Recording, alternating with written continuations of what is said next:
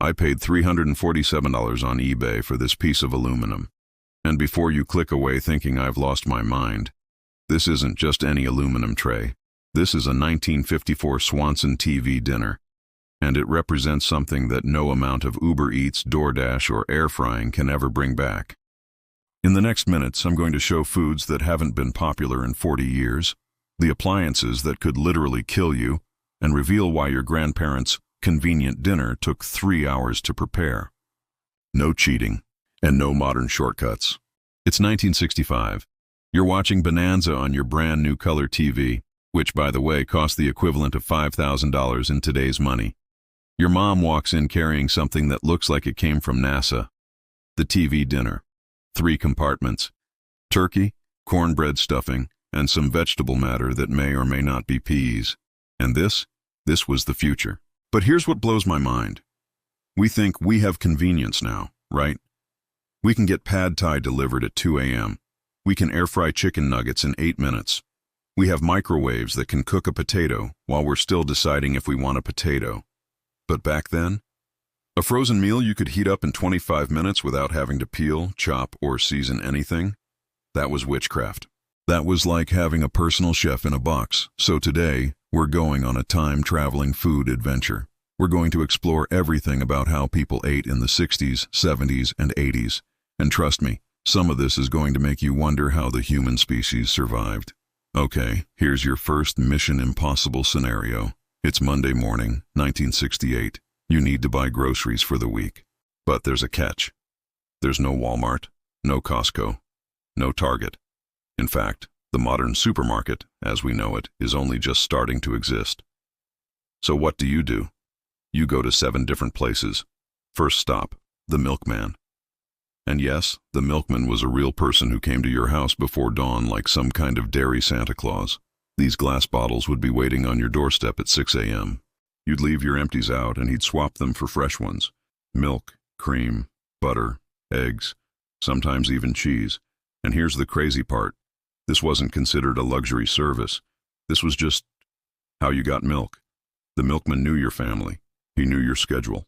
He'd leave extra on holidays. Some families had the same milkman for decades. But wait, there's more. Stop number 2, the butcher. You didn't buy meat wrapped in plastic at a warehouse store. You went to an actual butcher shop where a guy in a blood-stained apron would ask, "What can I get for you, Mrs. Johnson?" You'd tell him you needed pork chops for 4, and he'd cut them right there. You'd watch him do it. You'd tell him thicker or thinner. You'd ask his advice on what was good this week. The butcher knew your family's preferences. He'd save the good cuts for his regulars. He'd throw in soup bones for free if he liked you.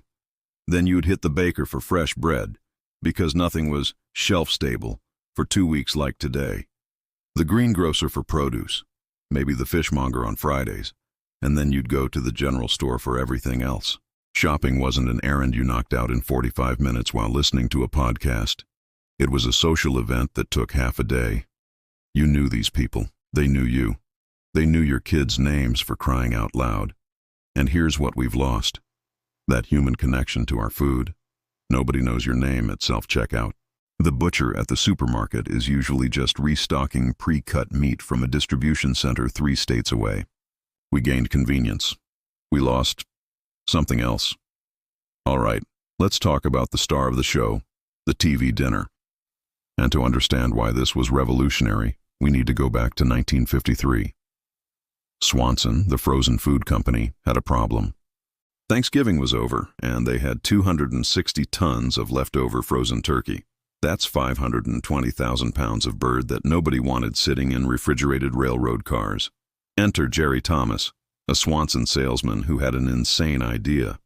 He'd seen airline food trays, those aluminum compartments they used to serve food on planes, and thought, what if we could sell that to regular people? So they created this. Turkey, cornbread stuffing, gravy, and sweet potatoes. Price, 98 cents. Cooking time, 25 minutes in a conventional oven.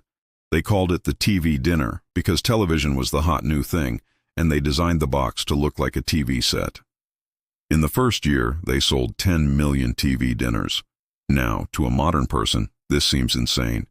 25 minutes to heat up a frozen meal, We can microwave something in 3 minutes and still complain it takes too long. But remember, before this, if you wanted a complete meal, you had to 1. Thaw the meat, which could take hours or overnight. 2. Season it. 3. Prepare side dishes from scratch. 4. Cook everything at different times so it all finished together. 5. Time it all so it's hot at the same moment. That's hours of work. The TV dinner was mind-blowing because you opened one box, put one tray in the oven, set a timer, and walked away. And yes, people actually ate these while watching TV, on special TV trays that folded up. The whole family would gather in the living room with their individual trays, watching Ed Sullivan or Gunsmoke. But here's the dark secret nobody talks about. These things tasted terrible by today's standards. The turkey was gray and mushy. The gravy was basically salty brown goo. The vegetables were so overcooked they were basically vegetable-flavored mush. It's like eating cafeteria food from a hospital that's given up. But people loved them. Because it wasn't about the taste, it was about the freedom. Mom didn't have to spend 3 hours making dinner. Dad could watch the game without interruption. Kids could eat without formal dining room pressure. By the 70s, you had hundreds of options.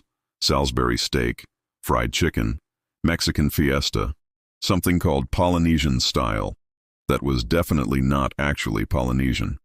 And they all came in that iconic aluminum tray. The TV dinner didn't just change what we ate, it changed how we ate.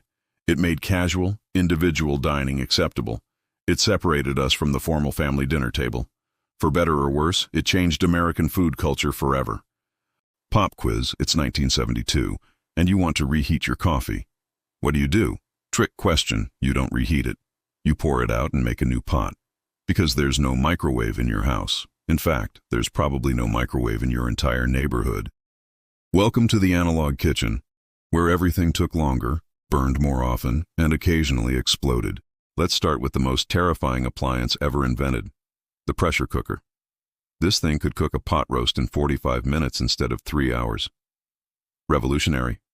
Also, it could literally blow up if you did it wrong. See this little valve?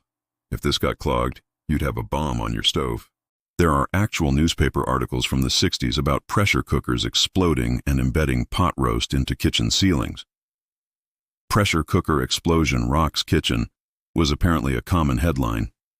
But people used these anyway because the alternative was turning on your oven in July and heating your entire house to 300 degrees. No central AC, remember?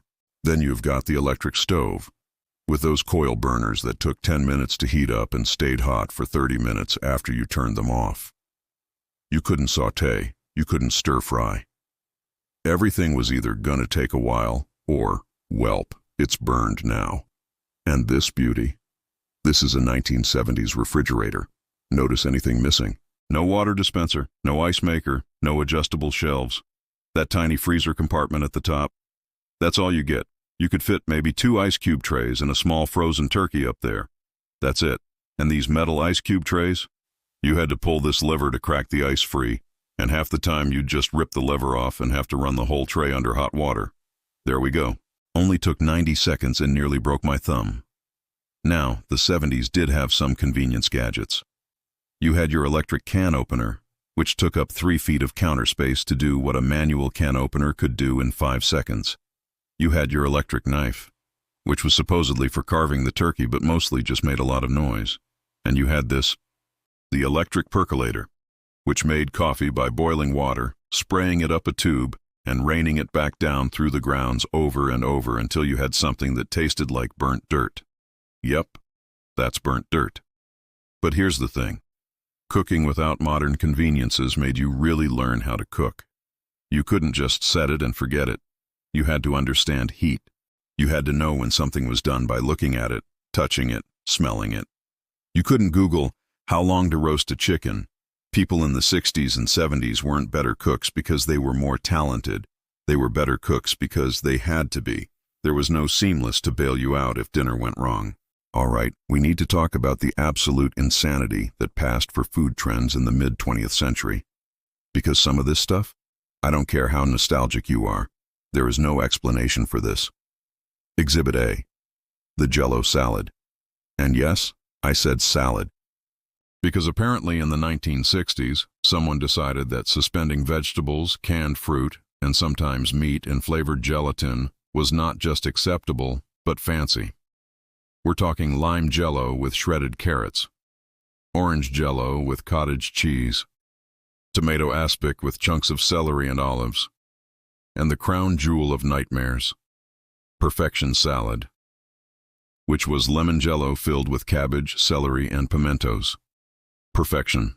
They called it perfection. I made one of these. It took 4 hours, and I'm going to taste it now because I make poor life choices. It's conflicting. Every flavor is wrong, but they're wrong together, which is somehow worse. But why? Why did an entire generation think this was good? 2 reasons. 1, refrigeration was still kinda new and exciting. If you could afford to make a molded Jell-O salad, it meant you had a fridge. It was a status symbol. 2, it looked impressive. This was the Instagram food of 1965. You brought this to a potluck, everyone was like, wow, Sharon really went all out. Then we've got Tang, the official drink of astronauts. Which was true. NASA used it on Gemini missions because it made the water taste less terrible. So naturally, every kid in America wanted to drink what the astronauts drank. Never mind that it was basically orange-flavored sugar powder with some vitamin C thrown in to make parents feel less guilty. Okay, this still kind of slaps. It's like orange Gatorade's weird cousin. Moving on to the fondue craze of the 1970s. For about 5 years, every dinner party had a pot of melted cheese or chocolate in the middle of the table, and you'd sit there stabbing bread cubes with long forks. This was considered the height of sophistication. You had your cheese fondue pot, your chocolate fondue pot, and if you were really fancy, a meat fondue where you'd cook raw beef in hot oil at your dining room table. What could go wrong? Then you had Spam, which was somehow even more popular after World War II than during it. Tuna casserole, which was tuna, noodles, cream of mushroom soup, and crushed potato chips in the oven. Ambrosia salad, which was marshmallows, canned fruit, and Cool Whip pretending to be a dessert. And you know what's wild? People weren't making this stuff ironically. This wasn't a TikTok trend. This was dinner. This was what you served when you wanted to impress someone. But here's the thing I've realized making all this food. It's not about whether it tastes good by our standards. It's about the context. These were foods that said, we have enough. We can afford ready-made ingredients. We have modern appliances. We're living in the future. Today, we want artisanal, small batch, locally sourced, organic. Back then, they wanted space age. They wanted science. They wanted food that looked like it came from the Jetsons. Doesn't make this taste any better, though. It's 5:45 p.m. on a Wednesday in 1968. You know where every member of your family is right now? Because your mom does. She's been timing this meal for the last hour so that at exactly 6 p.m., when Dad walks through that door, the pot roast comes out of the oven, the table is set, everyone is in their seat, and dinner begins. This wasn't a suggestion. This wasn't try to make it if you can. This was mandatory. 6 o'clock dinner was as fixed in the schedule as sunrise. Dad sat at the head of the table. Mom served the food. Even if she was the one who cooked it, she'd often serve everyone else first. Kids did not get up until they were excused. You ate what was put in front of you, and everyone stayed until everyone was done. Now, before we get too nostalgic and think this was some perfect Norman Rockwell painting, let's be real. This ritual was also kind of restrictive, especially for women. Mom spent hours cooking this meal. Then she served everyone. Then she cleaned up, while everyone else went to watch TV. But there was something valuable that we've lost. You talked to each other. There was no checking your phone because phones were attached to the wall in the kitchen. There was no doom scrolling through Twitter. You sat there, and you communicated with other humans who were physically present. Today, we're lucky if we eat dinner in the same room, let alone at the same time. We eat in our cars, we eat at our desks, we eat while watching Netflix on our laptops, we eat while scrolling TikTok on our phones. And I'm not saying everything was better back then, it wasn't. But we've swapped ritual for convenience, and maybe we lost more than we gained. There was something about knowing that every single day, at the same time, your family would be together. You'd share a meal, you'd talk about your day, your parents would actually know what was going on in your life, Because there was dedicated time for it. When was the last time you had a meal with zero distractions? No TV, no phone, just food and conversation? And there were rules. No elbows on the table, no talking with your mouth full. Ask to be excused, help clear the dishes. These weren't just arbitrary etiquette. They were teaching kids about respect, patience, and being part of a family unit. The death of the family dinner didn't happen overnight. It was gradual. Working hours became more irregular. After-school activities multiplied. Fast food became cheaper and more available. Microwaves made it easy to eat whenever. And slowly we stopped expecting everyone to be home at 6. I'm not saying we should go back to rigid 1960s dinner rules, but maybe we lost something worth retrieving. Not the obligation, not the formality, but the simple act of consistently sharing a meal with the people we care about. All right, time for the moment of truth. I'm going to do what I promised at the beginning. Make and eat a complete TV dinner experience using only 1960s technology. I've got a 1965 Swanson turkey TV dinner. I've got a 1962 GE oven with no temperature gauge that works right. And I've got 25 minutes. Let's do this. While this cooks, let me hit you with some final thoughts. After spending weeks researching and recreating the food culture of the 60s, 70s, and 80s, here's what I've learned. We didn't lose convenience. We gained it. We can get nearly any food we want, anytime we want it, cooked how we want it. That's incredible. But we did lose something. Connection. Connection to where our food comes from. Connection to the people who prepare it. Connection to each other while we eat it. 25 minutes. Just like the box said. You know what's funny? Sitting here with no distractions, with this mediocre TV dinner in front of a black and white TV showing old reruns. This isn't about the food being better. It's not. This is objectively worse than anything I could order right now on DoorDash. But there's something peaceful about it, something simple. One meal, one activity, no multitasking, no optimization, just existing in the moment. So here's my challenge to you. This week, have one meal, just one, with no phone, no TV, no distractions. Doesn't have to be a TV dinner. Doesn't have to be fancy. Just be present for one meal. Because this $347 piece of aluminum, it's not valuable because it's rare or collectible. It's valuable because it represents a moment in time when we were figuring out how to live in the modern world. We didn't get everything right, but we didn't get everything wrong either. Thanks for joining me on this trip down memory lane. If you enjoyed this video, hit that like button, subscribe if you want more food history deep dives. Drop a comment telling me what your family ate in the 60s, 70s, or 80s. I want to hear your stories, and remember, the future is now. But sometimes it's worth taking a look at the past.